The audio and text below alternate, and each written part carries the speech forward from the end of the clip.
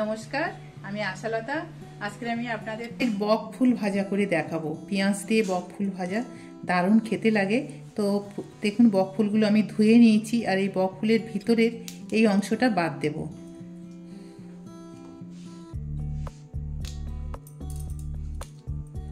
দেখুন, এইটা বাদ দিয়ে দেব।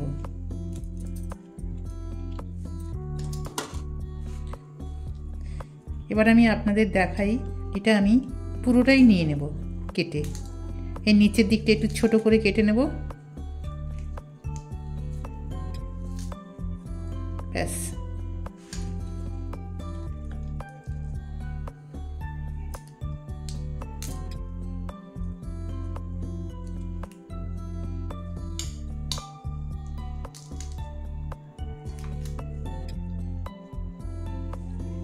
এইভাবে আমি সব ফুলগুলো কেটে নিয়ে আমি আপনাদের দেখাচ্ছি।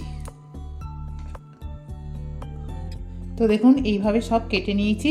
এবারে চলুন আমরা এই ফুলটা ভাজা করে নেব। এবারে আমি এই কড়াইয়ের মধ্যে দিয়ে দিচ্ছি সর্ষের তেল। সর্ষের তেলে দিয়ে দিচ্ছি কালো জিরা। এবার দিয়ে দেবো পেঁয়াজ, দিয়ে দেবো। সবসময় আপনারা এটা বেসন দিয়ে পকোড়া করে খেয়েছেন, একবার এরকম পেঁয়াজ দিয়ে ভাজা করে খেয়ে দেখবেন, ভালো লাগবে।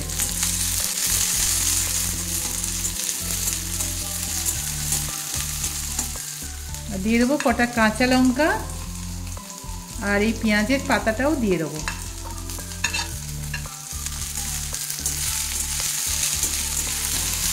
পেঁয়াজগুলো খুব ভাজতে হবে না, হালকা ভাজা থাকবে। এই সময় দিয়ে দেবো বক ফুলটা, দিয়ে দেবো।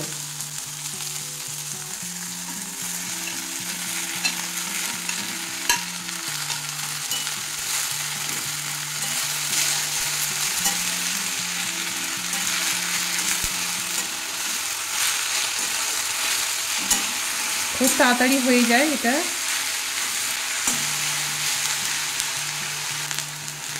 নুন দিয়ে দিচ্ছি স্বাদ মতো। ফুলটা কমে যাবে, খুব কম করে নুন দিতে হবে। এতে জল টল কিচ্ছু দিতে হবে না, ফুল থেকে এক্ষুনি জল বেরিয়ে যাবে।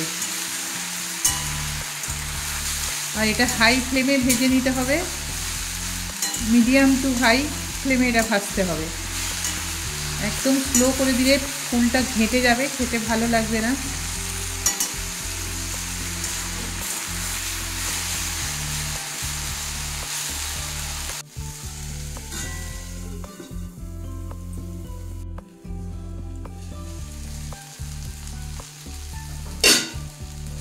এবার এটা হয়ে গেছে, এবার নামিয়ে নেব।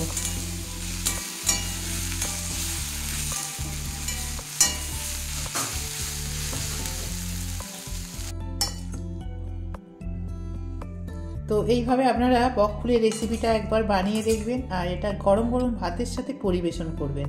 আশা করছি দারুণ লাগবে খেতে। সবসময় পকোড়া খেয়েছি না, এটা কম তেলে রান্না, অথচ খুব সুন্দর খেতে।